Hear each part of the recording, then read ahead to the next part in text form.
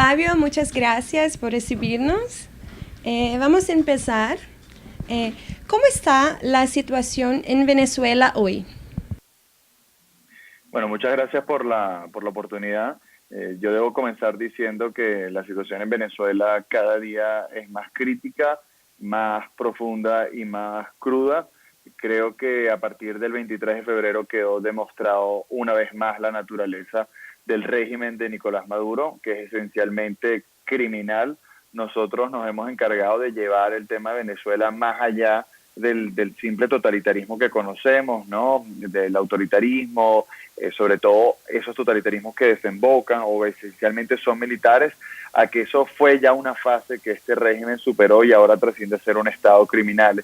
¿Y por qué es un Estado criminal? Precisamente porque no es solo el Estado atentando y como ente criminal contra los ciudadanos, sino que también es un gran sistema de actores.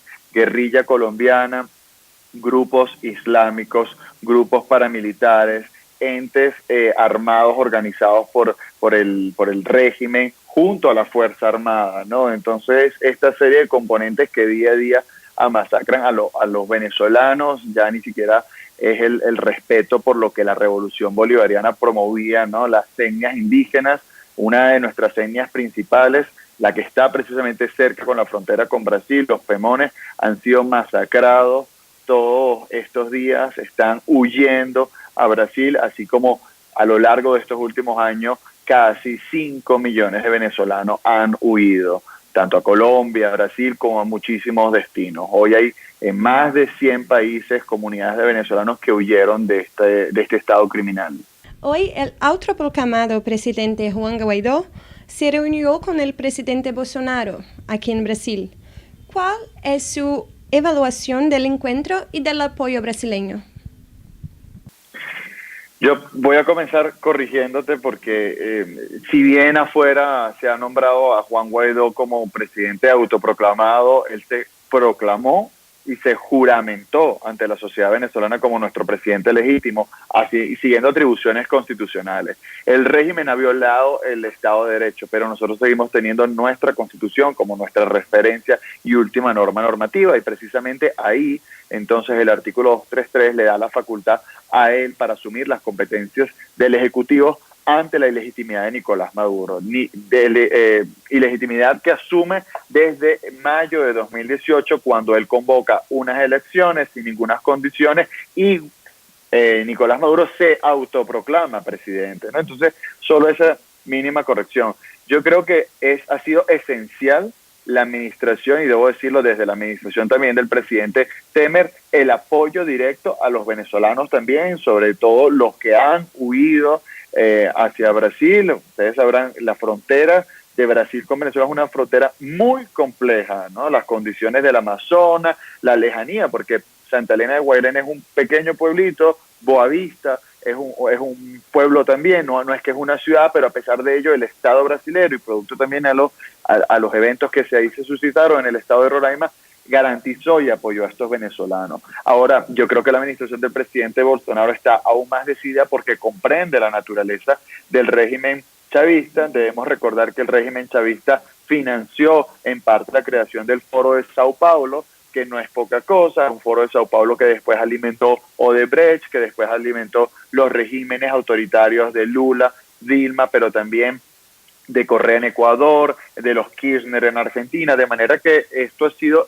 romper la ruptura de un status quo que llevó a Latinoamérica a sus peores niveles de pobreza y miseria, y se están colocando del lado de los venezolanos. En ese aspecto nosotros apoyamos muchísimo estas gestiones, respaldamos que haya dado bienvenida a nuestro presidente legítimo Juan Gerardo Guaidó, que hayan aceptado a nuestra embajadora María Teresa Belandria, y asimismo el canciller Araujo le haya dado las credenciales como embajadora legítima de Venezuela, e insisto también el agradecimiento por la ayuda humanitaria que el Estado brasileño ha aportado en estos días, a pesar de que no pudo ingresar a Venezuela.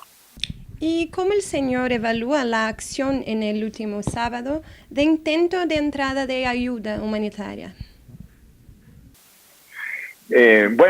Como te decía al principio, es una muestra más de lo criminal de este Estado, la información que nosotros manejamos, que venía directamente por parte de la embajadora María Teresa Velandria en la frontera, en Paramacay, ahí en el estado de Roraima, con lo que sería el estado Bolívar de Venezuela, se había acercado uno de los camiones a la línea fronteriza, pero viendo lo que estaba ocurriendo en este momento en la frontera colombo-venezolana, ¿no?, entre el estado Táchira, Venezuela, y el departamento del norte de Santander, Colombia, entonces hicieron retroceder este camión de nuevo a Brasil por temor a que lo incendiara. Yo debo decirte que desde ese día se ha instalado, bueno, todos los organismos, ¿no?, paramilitares y de seguridad atentando contra los indios pemones en esa zona. Precisamente ahí ellos han asesinado, hasta el momento sabemos, 5 indios. Ayer se confirmaba la muerte de uno de 24 años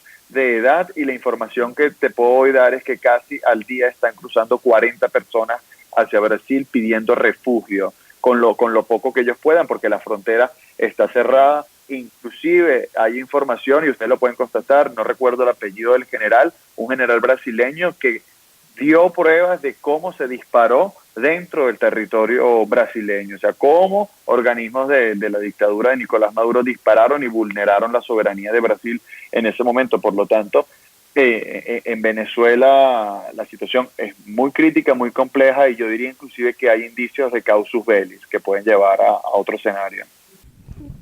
¿Y puedes decirme cuántas personas viven hoy en la extrema pobreza con restricciones severas de comida?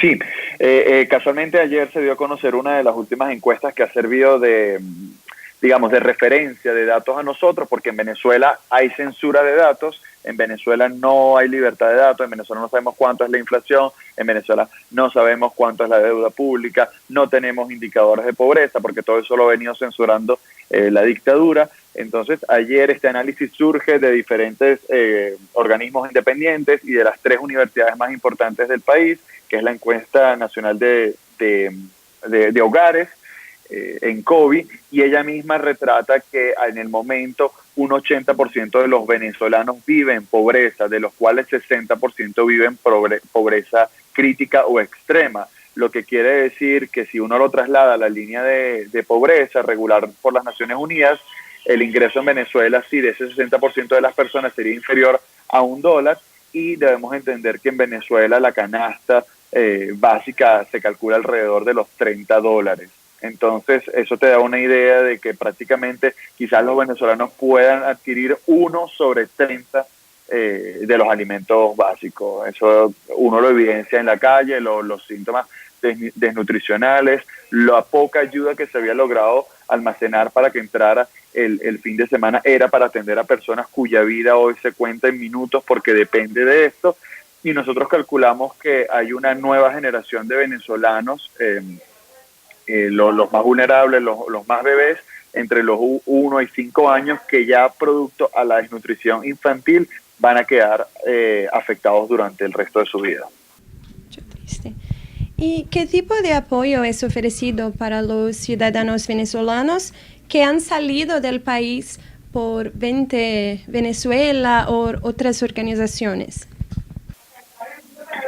Te entendí la pregunta, ¿qué tipo de ayuda ofrecemos nosotros a quienes se van? Sí, en otros venezolanos que están en Brasil, en otros países. ¿Ustedes acompañan?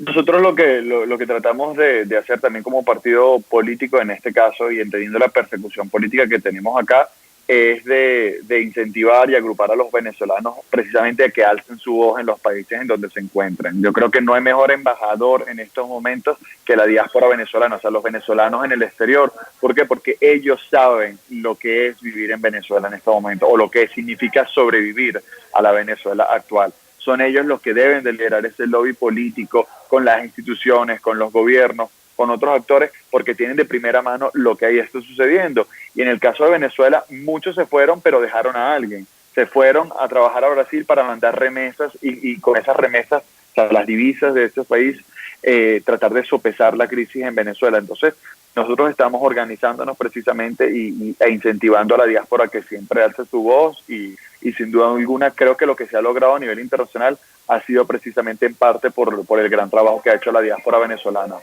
Sí. ¿Puedes hablar un poco más sobre ese trabajo de la diáspora venezolana? Por favor. Sí, sí. Mira, la diáspora se ha organizado de diferentes formas, no solo en temas reivindicativos políticos, han logrado asentar muchísimas asociaciones civiles, hay grupos de voluntarios, estoy seguro que en Brasil mucho, yo he tenido contacto con una que otros equipos o personas en diferentes ciudades, entonces, por ejemplo, dándole los tips, ¿no? Las recomendaciones que ellos deben de implementar a su llegada a Brasil, qué deben hacer apenas crucen la frontera, qué pasa entonces cuando llegas al aeropuerto, cómo solicitas el asilo político, dónde puedes conseguir trabajo. Por ejemplo, me comentaban cuáles pueden ser las academias que te pueden ayudar con cursos de portugués básico para que tú entonces te adaptes y domines el idioma. Y así muchísimas cosas, hasta ya proyectos que hablan de Casa Venezuela para llevar precisamente no la Venezuela trágica de hoy, sino también exponer la riqueza cultural que tiene Venezuela como país. Y yo creo que eso es bastante importante, porque nosotros estamos seguros que como lo es la libertad siempre es victoriosa, vamos a ser libres, vamos a tener un país democrático, un país que va a aspirar a ser de primer mundo, y precisamente nosotros ahí vamos a entender que muchos venezolanos van a regresar, pero otros venezolanos se van a quedar fuera. Entonces queremos tener ese contacto con ambos grupos de venezolanos porque va a ser muy, muy importante. Sí. Y el señor es a favor de nuevas elecciones. ¿Esas elecciones pueden tener como candidato el Maduro y el Guaidó? Yo creo que eso va a ser uno de los grandes debates. Hay que ver cómo termina de acontecer el quiebre, ¿no? En Venezuela, que genere precisamente la transición. Yo te comento, si el partido nazi lo inhabilitaron por ser un partido criminal y precisamente condenaron ante la justicia internacional a sus miembros, yo creo que deberíamos aplicar el mismo principio para el Partido Socialista y los partidos chavistas de por sí, y de cara a los individuos. En la Corte Penal Internacional hay una lista con 94 nombres solicitados. Desde Maduro, Cilia Flores, la primera dama, o bueno, la que usurpa el cargo de primera dama, hasta ministros, exmilitares, empresarios, etcétera, que ellos tienen responsabilidad no solo en el sistema jurídico venezolano, sino también ante la comunidad internacional. ¿Por qué? Porque desde la OEA se emitió un informe que identificó al menos 7 crímenes de lesa humanidad en Venezuela. ¿Esto qué quiere decir? Que precisamente en Venezuela se generó, sí, a muchas personas no les gusta que uno se refiere a este término, un genocidio.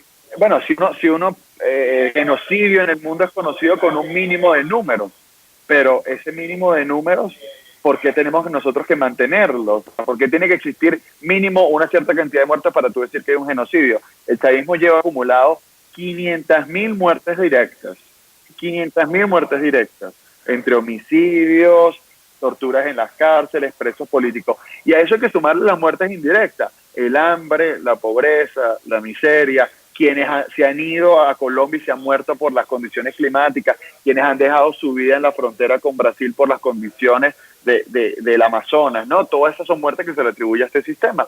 Entonces yo creo que si estamos hablando de esto, nosotros tendremos que entender que ellos no pueden participar como un actor político, que ellos tienen que estar inhabilitados por apegarnos, no porque esto sea una lucha de revanchismo, sino por apegarnos a los principios democráticos. Y sabemos que en esos principios democráticos los criminales no entran. Sí. ¿Y existe alguna posibilidad de diálogo entre la oposición venezolana y el gobierno Maduro? Yo creo que lo único que existe posible es una negociación para precisamente definir los términos de salida del sistema. Mira, al punto en que ya llegamos no hay vuelta atrás. Ni los venezolanos vamos a dar un paso atrás, ni la comunidad internacional, que ya suma casi 60 países que reconocen a Juan Guaidó, 60 países de la comunidad democrática internacional.